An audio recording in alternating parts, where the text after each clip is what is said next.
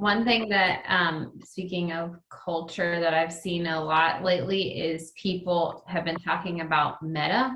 A couple people have made some comments lately, like one person recently left and they were basically talking about how that was such a great thing. So like look at some of the stuff on LinkedIn too, just if you Google certain jobs, because on their, I mean, you could either Google culture, but like if you go instead of the search bar, and type in a company name, sometimes when you scroll down, you can start to see some different posts that people have named, and you, good, bad, or ugly, right? Take it for what it is.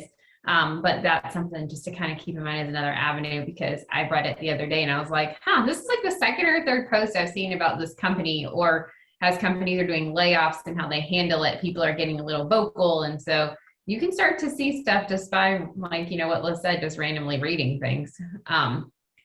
One of the things we wanted to also just kind of showcase is when it comes to job descriptions, like looking at some of the key items on there and like, what are they advertising? What are they telling us? I just pulled a couple just for some examples. This one is, you know, an executive level role, and, you know, we get kind of an understanding of what the company's offering. It's a late stage biotech. And then, you know, one of the things that was a little interesting on this one is like execute with urgency as part of their values. In some ways that makes sense because they're, you know, biotech, but, you know, you might want to just kind of have some questions about like, what does that really mean? Like, does that mean everything is immediate and that I stay up all hours of the night? Or like, what are the expectations in the organization when, you know, if that's one of their values, how does it align with yours? As you continue to kind of go down, you know, we get the position summary and who it reports to. So we obviously know that they respect the position.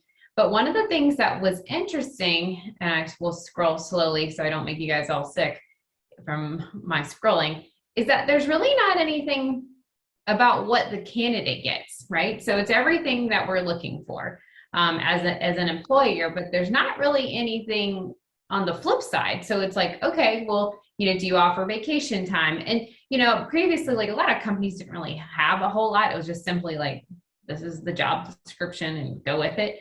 But now we're starting to see a lot more. So a lot more companies are really trying to advertise that. So if we take a look at this one is a similar role. It's a people and culture role, head of people. And if we keep going down to the bottom, one of the things, you know, it's basically the same concept, responsibilities and qualifications. But then they start to tell me a little bit more about what I can get from them as a candidate. It's not overly involved, you know, I mean, it's not extreme, but it does tell me about a robust benefit package. You know, I can have short-term and long-term disability, paid sick days. So it's definitely going to be a little bit interesting to see, you know, how would this company respond and what kind of company culture do they have? Because they obviously want people to know that they have these offerings. And so, you know, not that you want to assume bad about the other company, but you just kind of want to be conscientious of like, what are the things that you're going to be receiving? Like, is it a value in the marketplace? Like, is the compensation going to be of market value? Is the benefits going to be the same? So, you know, there's definitely a lot of pull right now with companies in terms of how they are handling this. And some people are having to, especially in Colorado, you know, you're required to post the salary information. And then some other companies are going kind of getting away from that if they're remote roles by removing Colorado in the job description. So you'll start to see that. And then California is going to be adding that in. So you'll start to see some differences as things change. But, you know, just good things to kind of keep an eye on, kind of have a better understanding of how this is appropriate for, you know, you and what are you looking for, like with the opportunity scorecard, you know, what are those things that you want, and does this fit that? And you have to obviously ask more questions, but just kind of as a first sneak peek at the company, this can be some good insight. Now, there's also some other things to think about. So if you've ever heard of Simon Sinek, he has, you know, start with why. Now, I'm not going to make you read all this because it is extremely long, so we will not bore you to that degree. But this is a personal assistant role that I saw, and it was posted a while ago. But I found it fascinating because, one, because of the length of it, and two, because of what they wanted you to do. So when you see job descriptions like this, I'll keep scrolling slowly, not because you need to read it, but I want to show you something. So if you go all the way down here, It keeps going. It keeps going. Read what it says here. If you're still smiling, here's the list of things you need to do to apply. And so they want all of this stuff. So this is basically a test in its own right. So that means they're looking for a certain type of personality that will not just randomly apply, but that specifically wants to work for an organization like that. Like this is part of their interview test, right? So the part of that is did you read the application fully? Like it's easy for people just to use LinkedIn to, easy apply, and then all of a sudden they don't even know who they applied for. So like in its own right, like, yes, this is extremely comprehensive. It's pretty, exhaustive. Look, you have 3 tests: spatial reasoning, verbal ability, math, and logic. So you kind of have to ask yourself, like, where does it end, right? Like, is it worth it? Is it not worth it? But then in some cases, it's like, okay, well, what kind of company culture do they have, and what kind of employees are they if this is what they require? So there's a good and bad to both sides. And some people can handle this depth and some people can't. So it's all about personality and what's going to fit you the best. Even here, they're looking at 1 to 2 minute videos. And so there's a lot of things that you can see that some of these places are going to try. And so you kind of have to say, okay, well, is this going to turn me away, or is it going to, make me want to run to them? So this is a fascinating one to me, just because of the depth that it asks. And then, I find it fascinating because then it makes me wonder, like, okay, well, how do you operate as a team? Like, why do you need all of this? Right. And so there's always a good and there's a bad and there's a pro and a con, it just depends on how you respond to that kind of stuff. So some people would love this and some people would hate it. So, it's just a fascinating thing to think that 1, it would be that long of a job description, and then 2, it would be that long of a process.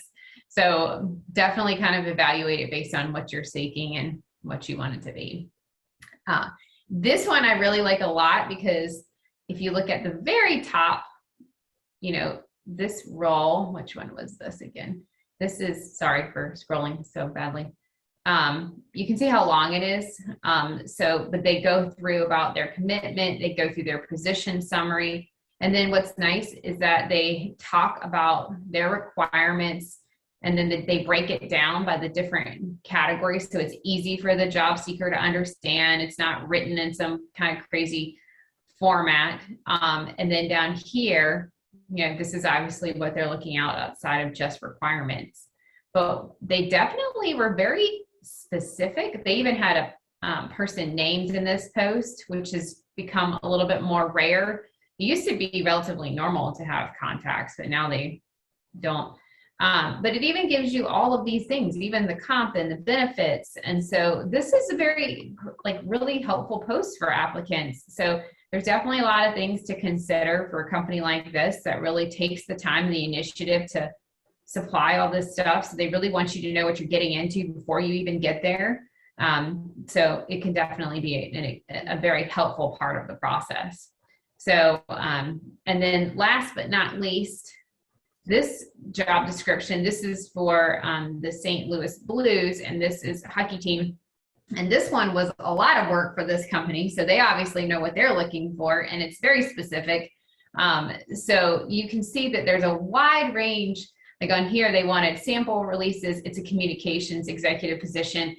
They wanted a media story. They wanted positive influence story. So all of that to say, thoroughly read the job description, because it will tell you a lot, like Liz had talked about, with, just how do you want to handle this organization? Like, what are some questions that you might have based on things that you've read in the marketplace, based on things that you've read in the job descriptions, and why are they asking certain things? Like for the Simon Sinek role, like, why do you have to have all that? I'd be curious just to understand their background behind it and how they think that adds value to the organization. And so sometimes it's more about evaluating, well, you may not want to do it, someone else might think it's a great concept. So we all fit different places and fit in different ways. And so the job descriptions can definitely kind of give us some insight that maybe we didn't even think about or didn't even know about, and can kind of tell a story to us that is a little bit different than what we initially expected. So I'll stop sharing, and then you guys can ask any questions or comments or anything that we might need to talk through.